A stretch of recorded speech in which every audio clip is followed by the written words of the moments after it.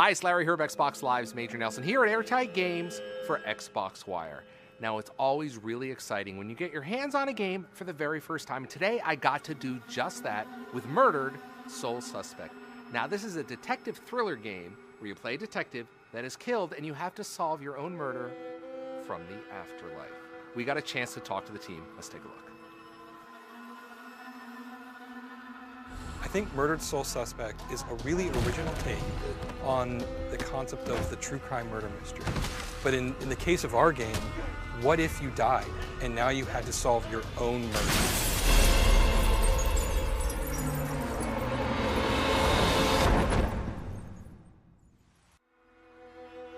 In the process of figuring out who killed you and why they killed you, you sink deeper and deeper into a mystery story. You take the role of one of Salem's best detectives who ever worked in the department. You take away all of his normal natural abilities and you give him these supernatural abilities, and you ask him to find ways to investigate crime scenes in completely new and original ways that only he as a ghost would be capable of. It was interesting when we started developing this game and started asking ourselves, what does it really mean to be a ghost? What is the fantasy of being a ghost? What is it that you want to do as a ghost? When you're walking through the walls, it suddenly becomes both almost exhilarating and freeing, and it also becomes very disorienting. It's incredibly empowering for players, and it's also a huge part of that wish fulfillment of being a ghost, getting to peek into places that you wouldn't get to see otherwise. All right, boys, place your bets and hope your luck improves. Just as Ronan is discovering this as he investigates this, so will the player. And one of the first things that they discover, and it's probably his most powerful tool, is his ability to possess human beings. And while you can't directly control human beings, you have some really incredible powers over them. You can look through their eyes, you can hear through their ears, you can influence their behavior very slightly, read their thoughts, things of that nature. Ronan, unbelievable. I think the player being a little lost is a good thing. I think it's fun for them to come into a space and go, oh man, I got to figure this out. Because that's what Ronan's thinking as well. If the player comes into the space and goes, oh, I already know all of this, then it's about going through the motions. But if you ask them to make some decisions, force them to do some lateral thinking, that aha moment, once they figure it out, it becomes that much more gratifying.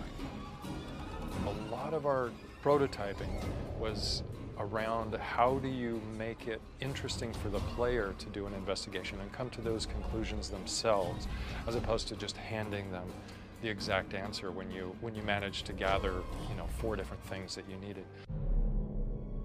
We have a mechanic in the game where you have to take complex thoughts and you have to organize them in a way that'll make sense to the character Ronan. Great example would be you need someone to think about something, or you need someone to move in a particular way, but you can't directly say, hey, move this. You have to basically put a thought into their head. So a witness in one of the crime scenes, she's too distraught to articulate what she saw to a police officer. But your own memory of a conversation that you overheard can be put into her head. And when you do that, it breaks free the data. And so she can think about it, and you get this information in her own thoughts, even though she can't express it verbally. When we were brainstorming locations for the game, we first looked for places that had really deep supernatural history and lore behind them. And very quickly we realized that Salem's history worked perfectly for this particular story.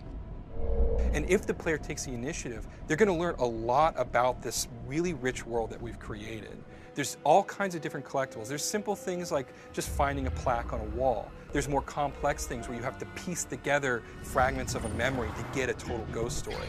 And there's actually full-on side quests, which are independent investigations that don't help Ronan solve his own mystery, but will help other ghosts move on. If a ghost or a specter has unfinished business, they become isolated in this location. And until they can discover what their unfinished business is and come to terms with that, they can't move on. And that's where the ghosts come from. Any spirit you find lingering in the dust is there because they don't know how to resolve their unfinished business. And as I mentioned before, if you're there too long, you become one of these demons.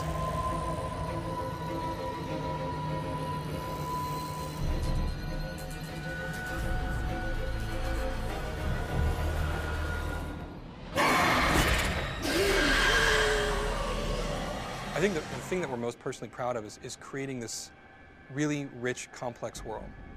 Something that we hope the players really want to get lost in, spend a lot of time in, learn everything that there is, find every nook and cranny. They don't just look at it like, oh my God, where is the first fight? Where is the first thing I can shoot? I want them to like the character of Ronan, like what he can do, and just really be excited about this, our own kind of personal take on ghost lore.